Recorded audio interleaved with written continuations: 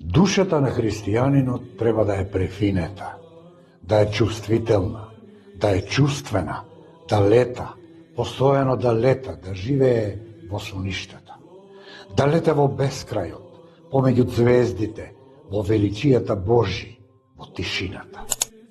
Оној што сака да биде христијанин, треба прво да стане поет. Тоа е тоа. Треба да страдаш, да љубиш и да страдаш. Да страдаш за тоа што го љубиш. Љубовта се труди за љубената личност. Цела ноќ трча, бдее, ги изранува нозете, за да се сретне со љубената личност. Прави жртви, не води никакви сметки ниту во однос на заканите, ниту за тешкотиите, а се во име на љубовта. Љубовта кон Христа е нешто сосема поинакво, бесконечно повозвишено. Радувајте се на се што не обкружува, се не поучува и не води кон Бога.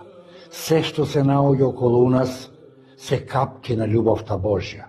И оние со душа, и бездушните, и билките, и животните, и птиците, и шумите, и морето, и зајди сонцето, и звезденото небо. Тоа се малечки љубови преку кои стигнуваме до големата љубов, до Христа. Например, цвеќињата имаат свој шарм, не поучуваат со нивниот мирис, со нивната величенственост. Ни зборуваат за љубовта Божја, ја распространуваат нивната арома и нивната убавина и на грешните и на праведните.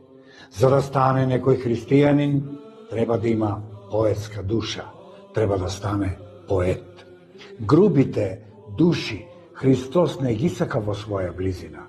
Христијанинот дури и кога само љуби е поет. Внатре е во поезијата. Поетските срца ја впиваат љубовта, ја поставуваат внатре во срцето, ја прегарнуваат, длабоко ја чувствуваат. Да ги ползуваат убавите моменти, убавите мигови, ја расположуваат душата за молитва, ја прават префинета, благородна, поетска. Станете наутро да го видите сонцето што царува, како излегува од морето, сето во порфира. Кога ве восхитува некој убав предел, некоја црквичка, нешто убаво, да не останувате на тоа, туку продолжете над тоа, напредувајте во славословие за сите убавини, за да го живеете единствениот убавец. Се е свето, и морето, и капењето, и храната. На се да се радувате. Се не збогатува, се не води кон големата љубов, се не води кон Христа. Да наблюдувате се што изградил човекот.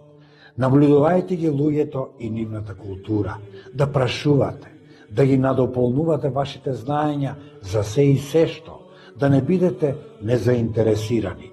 Тоа ви помага за подлабоко изучување на чудесата Божи. Се што се однесува на природата ни помага многу во нашиот духовен живот. Кога бива со благодатта Божја, јас, кога ја чувствувам хармонијата на природата, постојано плачам. Зошто да ни биде здодевен животот? Да го живееме со Духот Божи, со Духот на вистината. Оној што го има Духот Божи, оној што ја има божествената мудрост, на се гледа со љубовта Божја, на се внимава. Мудроста Божја прави се да поседува и на се да се радува. Слушнете да ви ја изрецитирам мојата омилена песна. Делото е на Ламброс Порфирас. Ова го живеам јас сега, ова го имам постојано пред себе. Се вклопува со мојот живот. Да имаше борови осојни, да ми даде еден сноп од нивните гранки безбројни. Ке ја направев во еден крај близу нив мојата сиромашна и пустинска колиба. Да беше лето и да ми дадеа лисје суви, да легнам на нив, заедно со нив да ја кажувам нивната песна, со нив и да зазорам низ шумолењето нивно, а потоа ништо друго. И кога ќе згасне така животот мој, полн со радост, малку гранки пак да ми дадат, да бидат последната моја постела.